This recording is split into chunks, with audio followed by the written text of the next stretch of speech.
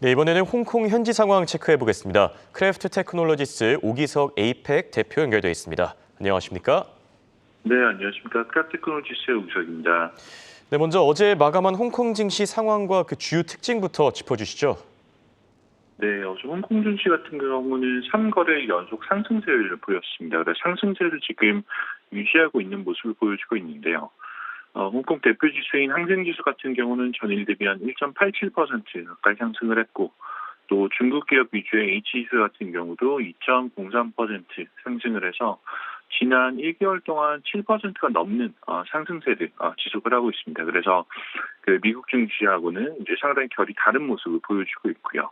미국 같은 경우는 최근 들어서 반등하긴 했지만 과거 한 1개월 동안 기조 자체가 10% 가까운 하락세를 보였던 것과는 좀 차이가 있는 그런 상황입니다.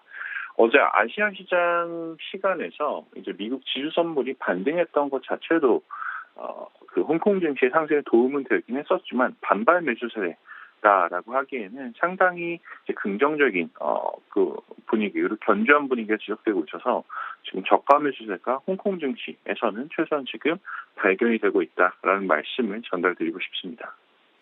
네, 홍콩 증시의 주요 특징들에 대해 체크해봤고요. 최근에 알리바바 산하의 핀테크 그룹인 이 엔트그룹의 금융지주회사 설립 허가에 대한 긍정적인 뉴스들 나오고 있습니다.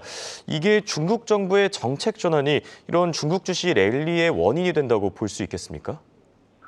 네, 전 개인적으로는 충분히 원인이 된다라고 생각을 하고 있습니다. 이제 과거 1년 동안 이제 시장이 그 중국 같은 경우는 인터넷 기업들을 포함해서 이제 대표적인 이제 중국 대형주들이 많으면 한 7, 80%, 작으면 한 30% 가까운 하락을 겪긴 했었는데, 그 과정에서 중국 기업들이 맞았던 가장 큰 리스크는 정책적인 리스크였거든요. 이제 그 기업에 대한 이제 친기업적 정책들이 사라진다라는 것 자체가 기업 밸류에이션에 굉장히 큰 부담감으로 이제 다가왔었는데, 이제 그러다 보니 지금 중국 인터넷 기업들 같은 경우는 전 세계적으로 봤을 때 가장 저렴한 수준의 이제 퍼로 지금 거래가 되고 있는 상황입니다.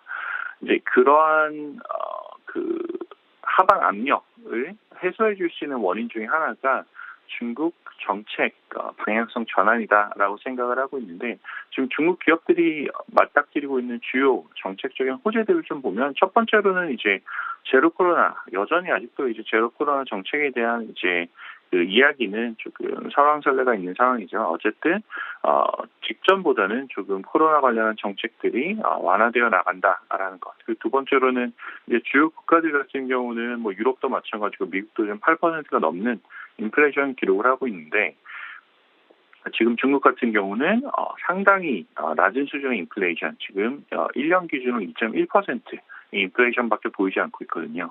그리고 통화 긴축을 시작하는 서양과는 다르게 중국 같은 경우는 이제 경기 사이클상 지금 통화 완화 정책을 하고 있다라는 점이 지금 중국 증시를 다시 재조명하게 하는 주요 원인들이 아닌가라는 생각이 들고 있고요. 2008년, 2009년, 2010년까지 사실 글로벌 금융시장의 그 빠른 반등을 도왔었던 가장 큰 이제 그 지원자 중에 하나가 중국 정부의 강력한 이제 부양책들이었는데, 지금 현재 시점에서 중국 정부가 다시 한번 그 글로벌 금융시장에 구원자 역할을 할 수 있을지에 대해서 귀추가 주목되는 그런 상황입니다. 홍콩에서 지금까지 크래프테크놀로지스 오기석이었습니다.